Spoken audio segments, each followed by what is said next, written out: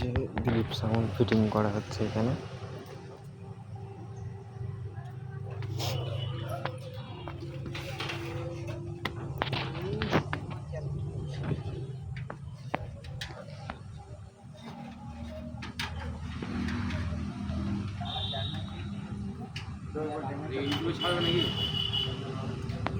চ্যানেলের নাম কি? দিলীপ সাউন্ড।